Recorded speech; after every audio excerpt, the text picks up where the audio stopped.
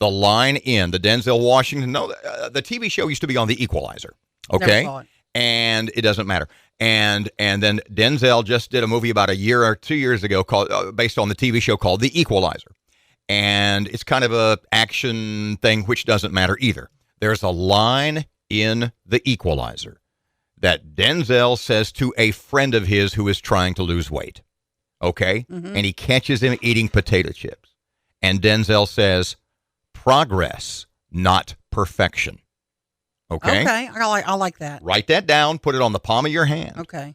Progress, not perfection. News Radio 710 Keel. We are joined out of the box this morning by Bishop Michael Duca from the Diocese of Shreveport. Bishop Michael, how are you this morning? I'm doing well. Good morning. Well, I started to say Happy Lent, but that's not exactly what we should say. Welcome to Lent. Welcome to Lent is good. Thank you for joining us today. Well, thank you. I know you have a message for folks. A lot of us try to give up something, make sacrifices. What should our goal be for the next 40 days? Well, first of all, I heard that little statement, that bit of wisdom, before I came online. Denzel is far wiser than I could ever hope to be. No. I would say exactly the same thing, except I would say faithfulness, not perfection. Ooh, that's even better. Ooh, that's good. I think the Lord calls us to be faithful in seeking to do His will every day. And Lent is a time for us to get our lives back in order.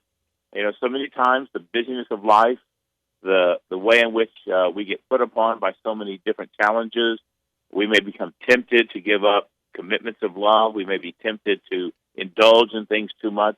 And they become a part of our normal life. And so I like it. It's like a stream. We're in a river, and the river's carrying us down. And we think everything's going fine until we try to turn around and go another direction. We realize our lives have gotten caught up in a lot of superficial things. Now, go ahead. I'm sorry. Finish up. Well, Lent is a time for us to make a decision to kind of come back to the Lord and to bring our life back in line with the values that we deeply believe in and the kind of person we want to be in the eyes of God. Could you take a second? That was really great. Could you take a second and sort of explain to Aaron the way I try to look at it, and I'd like your thoughts, is how whatever sacrifices one attempts to make during the Lenten season are sort of I want to say microcosm, but for how you should be making improvements in your overall life. Right. I think obviously if you're eating too much, you want to try to step back. If you are find yourself too judgmental, you want to really try not to be as judgmental to others. But it's even more than that. In fact, this year, our Holy Father, because it is the year of mercy, you know, normally what we do is we look at Lent through three different prisms. One is almsgiving, prayer, and sacrifice. And sacrifice is what we give up, like you said. Give up something bad or something that's not of God, in a sense, or even something good in order to make space for God in our life, okay? TV can be bad too much. You know, it's not that bad a thing sometimes, but if we give it up, we create a space in our life for God to work, a space for prayer, a space to do good things for other people. Almsgiving is about attending to the needs of the poor, looking for them and looking out for them, not just ourselves. And prayer, of course, puts us in contact with God.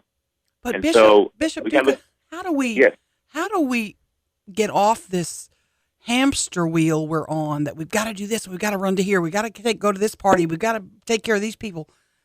What's the secret? Can you give me some tips? Well, you just got to break the routine. You know, you've got to, and that's what these kind of Lenten practices do. You know, if you're always watching TV, for example, and you say, okay, I'm going to give up TV for Lent. That's a biggie. Okay, give up TV for Lent. I'm going to give it up for whatever it is. So you walk into your house, you realize the first thing you do is turn on the TV. You become aware of that. Say, wait a minute, no, that's not what I want to be. And so you then begin to make a change slowly every day. And so you break the routine in some way, and that what it does is it reveals to you sometimes that something has become more part of your life than you realize. Someone says, I don't have a drinking problem. I said, okay, give up drinking for a day or a week. And they realize, oh my gosh, I need this more than I thought. And they become aware of it, and then they enter into hopefully the practice of daily trying to overcome that habit in order to free themselves so that they can do the things they want to do, be the person they want to be in the eyes of God. And so now Holy Father has mentioned during this year of mercy is to use what we call the spiritual and corporal works of mercy. You know, to pay attention to the needs of the poor, to feed the hungry, give drink to the thirsty, visit the sick. And so he wants us also to turn our eyes and time to those in need as well. I know you tell us this every year, so let's ask you again. What does the bishop give up or sacrifice for Lent? Well, surprisingly, I'm going to my public. I always have two. I have a public penance and public thing I do, and then I also do some things deeply personal. But I think the thing I'm going to do, number one, is I'm going to commit myself to giving up all sweets in my life, because that's something that I just, you know, I need to control that. Aaron, when you said that, by the way, Aaron just winced. And then my father used to do this, and he would say, give all sweets except for Jell-O. He would give himself a little bit of an out, you know, to kind of help him through the Lent. So do you have an out? Do you have an out? No, I don't give myself an out. You know, I got to tell you, people is that if you're going to give yourself an out, you got to make a decision at the very beginning, and then keep that faithfully. And if you, like you say, if you blow it the first day, you start again the next day. Boy, did I blow it the first day. In my world, just as an aside, in my world, Jell-O is penance. Yeah. Oh my gosh. So for those of us who do blow it the first day, just get right back on the horse and go for it. Faith. It's about that's what it's about faithfulness. It'd be a kind of a trick to say to yourself, you know, I'm going to give up sweets. You blow it the first day, and then all of a sudden you say, okay, God, I really gave it a good try. I'll start again next Lent. No, you have to wake up the next one and start again. It's about that faithful, you know, habits, virtues are really just good habits we develop through faithfully seeking the Lord's will, seeking to make ourselves the best we can in the eyes of God. And so I think that what you said at the very beginning was very true. You know, I would just say it, faithfulness, not perfection. I'm trying to be perfect. Just every day trying to faithfully do what the Lord calls you to do. Aaron, let me just clear. Aaron is a virtue waiting to happen. Yeah. Bishop Duca, I will. You know, we all are. The chocolates I was going to send you for Valentine's Day, I'll just hold on to them, okay? Yeah. That'll be great. For your birthday.